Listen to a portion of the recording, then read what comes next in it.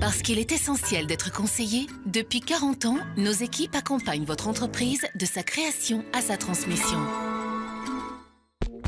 Descours et Cabot, implanté depuis 230 ans sur la région lyonnaise et leader de la distribution professionnelle en France, est heureux de vous présenter Lyon Décideur.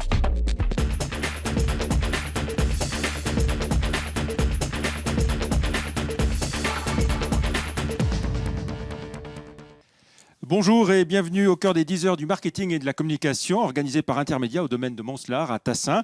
On se retrouve au terme de cette journée avec Jacques Simonet, le directeur d'Intermédia et l'organisateur donc de ce rendez-vous. Bonjour Jacques. Bonjour Jean-Pierre. Alors avant de dresser un bilan de cette journée, on va le faire en détail. Jacques Simonet, comment est-ce que vous est venue cette idée de journée des 10 heures de la communication et du marketing ? Pourquoi l'avoir organisé ? Alors Intermédia, c'est un journal qui s'adresse à tous les professionnels du marketing, de la communication dans la région Rhône-Alpes. On fait souvent des événements, on fait des mornings, on fait des evenings, et on trouvait qu'il manquait un événement majeur, un grand événement qui soit fédérateur de tous les professionnels. On constatait que tous les métiers ont finalement leur congrès, les notaires, les experts comptables, les électriciens, les gens de l'industrie, etc. Il y a un seul métier qui finalement n'avait pas d'événement de ce type, c'était la marketing communication. Alors il y a des tas d'associations qui font des événements, des associations professionnelles, comme la DTEM et la Cuisine du Web, qui étaient deux de nos partenaires, mais ce sont des événements sélectifs. Nous, on voulait réunir tout le monde. Et le principe, c'était donc une centaine de personnes, pas plus. Pour la première édition, mais en fait, on est beaucoup plus ambitieux. Voilà. L'idée, c'est vraiment de finir par faire, au bout de quelques années, un grand congrès qui aurait même une dimension extra-locale, Oui. voilà, Alors, qui est vraiment un rayonnement national, comme ça peut se faire dans d'autres métiers. voilà, on peut dire d'ores et déjà à l'issue de cette journée qu'il y en aura une deuxième l'an prochain. Je pense, parce qu'on avait dit pas plus de 100 et finalement on a fini par ouvrir un petit peu plus les portes et il y avait plus de 100 personnes. Voilà. Donc ça prouve qu'il y a du répondant, que les gens sont intéressés, et en plus on a pu voir à l'issue de la journée que ça répondait à leur attente. Alors, beaucoup de temps forts au cours de cette journée, on va revenir un peu dans le détail. L'un de ces temps forts, notamment, c'était l'avenue de Jean-Pierre Petit, le patron de McDonald's France, particulièrement dans l'actualité. Il a parlé de ce qui se passe, mais c'était du off. Il Oui. est surtout intervenu donc, sur, on va dire, la stratégie marketing de McDonald's, parce que c'est un exemple assez intéressant et passionnant. La stratégie de McDonald's est étudiée par est très souvent étudiée, parce qu'effectivement, elle est assez originale. C'est quand même le monsieur qui a réussi, enfin le monsieur et ses équipes, c'est le monsieur qui a réussi à imposer McDonald's dans un pays à forte tradition gastronomique, où au début ça a été quand même très difficile. Aujourd'hui, c'est un réseau de 1300 restaurants en France. Il le dit lui-même avec humour: je suis le premier restaurateur de France, et c'est vrai, par le nombre de personnes qui sont servies. Je crois que c'est 750 millions de repas, donc c'est énorme. Et donc ce qui est intéressant, c'est de voir comment justement il a pu imposer des goûts culinaires différents en France, mais justement en récupérant, en s'adaptant au goût des Français. Voilà, c'est ça. C'est la stratégie qu'il a développée. On n'applique pas uniquement les recettes américaines, mais, Voilà. mais on s'adapte pays par pays Voilà.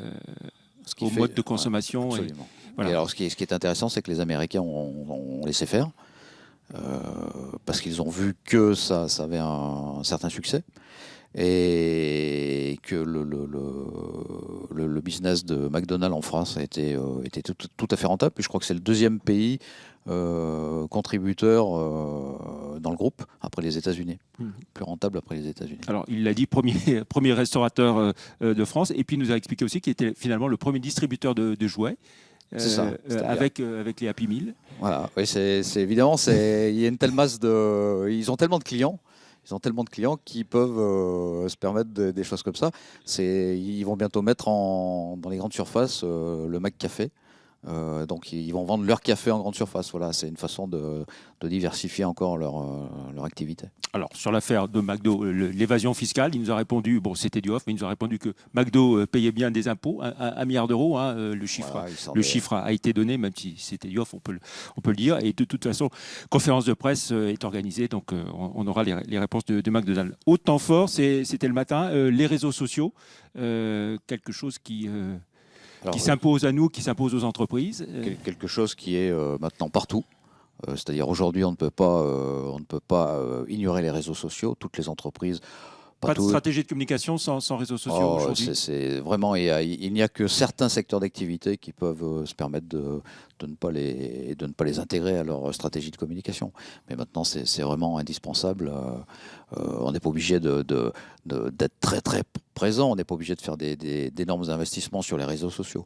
Mais on ne peut pas ne pas s'y intéresser. Encore des entreprises qui sont frileuses là-dessus Ah oui, beaucoup. Ou qui ont peur, c'est la peur de ne plus maîtriser sa communication. C'est quand même, et ça reste beaucoup, le fait que les entreprises sont dirigées par des gens qui sont souvent relativement âgés et pour qui ce n'est pas naturel.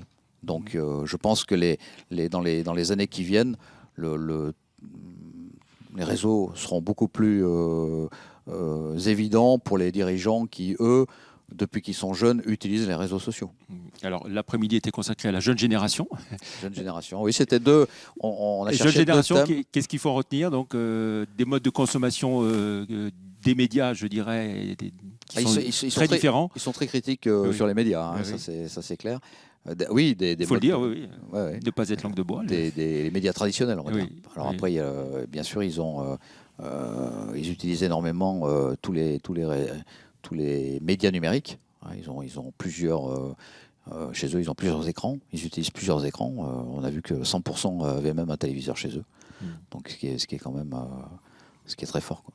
Voilà, et puis vous avez fini la journée avec un petit focus sur le métier de directeur de la communication, les DIRCOM, notamment la révélation d'un sondage sur les salaires dans la profession, fait à partir du club de la communication. Enfin, voilà, c'est ça. Le panel, c'était ça, les directeurs de la communication. Voilà, il y a 85, le club de la communication a 85 adhérents. Donc on les a interviewés pour savoir un petit peu. On a pensé que c'était quand même insuffisant. Ça nous a permis de tester le questionnaire et on va faire une enquête un peu plus sérieuse. On a un fichier de plus d'un millier de directeurs marketing communication. Donc je pense qu'on va faire avec Ipsos une étude beaucoup plus vaste et qui sera beaucoup plus précise. D'accord, mais une fourchette qui était entre 65 000 c'est ça. Et un peu plus de 100 000 Oui, c'est ce qui est un petit peu embêtant. La fourchette est tellement large que voilà. C'est difficile de donner un chiffre un peu plus précis sur le métier, étant entendu que, notamment en région, le métier de DIRCOM est finalement est assez divers. Hein. Ça va du chargé de communication au vrai DIRCOM. Donc c'est pour ça que c'est un petit peu difficile de donner un chiffre précis pour ce que touche un DIRCOM en région. D'accord. Alors Jacques Simonet, on va revenir aussi sur deux éléments d'actualité de cette semaine. L'avenue de Marc Toiti, l'économiste qui était invité par Ciparex et PwC sur le thème 2014, année décisive, où faut-il investir? Et puis on a évoqué avec lui bien sûr le fameux pacte de responsabilité. On écoute Marc Toiti. Surtout, il faut garder un minimum d'optimisme, parce que c'est vrai que la crise n'est pas encore terminée, mais on a très clairement aujourd'hui des opportunités pour investir. Alors, on peut bien sûr continuer à investir un petit peu en bourse, mais surtout, le vrai enjeu, il est de ne pas trop investir sur ce qu'on appelle les marchés obligataires. C'est-à-dire que ça peut être dangereux dans la mesure où les taux d'intérêt vont augmenter en 2014. Donc, c'est ça qui peut générer des lendemains difficiles. Par contre, nos entreprises sont toujours bien portantes, et donc c'est ça un petit peu la clé, c'est qu'on doit investir sur des entreprises françaises qui ont su faire les bons choix stratégiques. Ça veut dire des choix sur des niches, qui ont su faire de l'innovation, qui ont su profiter du rayonnement à l'international. Donc c'est un petit peu le paradoxe. C'est vrai qu'on a une crise aujourd'hui en France, qui est toujours là, mais des entreprises françaises, notamment dans la région, qui s'en sortent bien, parce que justement, elles ont su faire les bons choix stratégiques, notamment en termes d'innovation et en termes de développement au niveau mondial. Une banque française qui s'implante en Suisse, ce n'est pas banal. Et quand en plus c'est une banque rhône-alpine, ça mérite qu'on s'y intéresse. La Caisse d'épargne Rhône-Alpes crée la Banque du Léman à Genève. C'était cette semaine. On retrouve Kenzo Marcelin qui était sur place. C'est ici en plein cœur de Genève et à 2 pas du lac Léman que la nouvelle filiale de la Caisse d'épargne Rhône-Alpes ouvrira ses portes. Pour l'heure encore en travaux, l'établissement accueillera à partir d'avril prochain sa clientèle de particuliers majoritairement transfrontaliers. Mais attention, il ne s'agit pas de faire ici de la gestion de fortune. Depuis longtemps, ils nous demandaient de pouvoir bénéficier de la même qualité de service, de la même offre, tant à Genève qu'en France. Et puis en fait, en faisant une étude de marché, on s'est rendu compte qu'il y avait matière à ouvrir une banque ici pour faire bénéficier de nos services l'ensemble d'une clientèle de particuliers. Donc on n'y va pas du tout pour faire de la banque privée, hein, j'insiste bien là-dessus, mais plutôt pour faire de la banque de particuliers traditionnels. Du côté de la direction suisse, l'ouverture de cette première filiale à Genève s'inscrit dans un projet à long terme d'implantation sur le territoire. La Banque du Léman sera vraisemblablement la première phase de développement. Dans un premier temps, moi je dirais que cette année, en fin d'année, on va faire un point pour voir si notre modèle de banque est le bon et pour prendre après des objectifs de développement très importants. Ce qu'on pourrait citer comme projet qu'on a en termes de maillage agence, c'est Lausanne. Et puis on envisagera peut-être aussi le marché des professionnels. D'ici 5 ans, la Banque du Léman espère séduire 10 000 clients avec notamment comme cheval de bataille le concept de banque assurance et surtout en atout des coûts fixes inférieurs à ceux des banques suisses. On se retrouve avec Jacques Simonet, conclusion de cette émission consacrée donc à la communication. Vous avez fêté il y a un petit moment déjà les 30 ans de la communication, hein, depuis la création d'Intermédia. 3 décennies qui ont été très différentes finalement. 3 décennies qui ont été très différentes. 3 décennies, ça a beaucoup changé la communication en 30 ans. Hein. On est passé des années fric aux années web, en passant par les années crise. Et donc aujourd'hui, le milieu n'est plus du tout ce qu'il était dans les années 80, où c'était la publicité. Puis après, on est passé à la communication. Maintenant, on est passé à une communication qui est multicanal. Donc c'est beaucoup plus compliqué.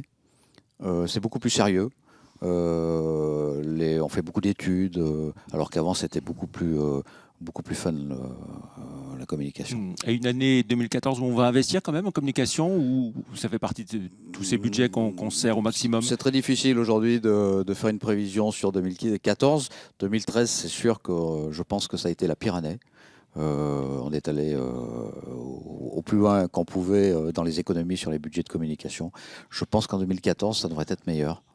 Voilà, et ça serait une bonne chose parce que quand même le milieu, c'est un milieu de petites entreprises, hein, toutes ces agences de communication, ces web agences, ces imprimeurs, ces sociétés d'événementiel, d'objets publicitaires. Enfin, la communication fait vivre tout un tas de petites entreprises, souvent 10 personnes, 15 personnes, 50 personnes, c'est déjà important. Elles ont beaucoup souffert. Elles ont beaucoup encaissé, mais par rapport aux crises précédentes, puisque c'est cyclique les crises, je constate qu'il y a très peu de sociétés qui ont disparu. Très bien. Eh bien, merci pour cette tonalité positive de conclusion. Jacques Simonet, TLM, qui était heureux d'être partenaire à vos côtés sur cette opération. Nous avons pu constater que TLM était très efficace sur l'accompagnement d'événements d'entreprise. Merci beaucoup Jacques Simonet. On se retrouve la semaine prochaine pour un autre Lion Décideur. Au revoir.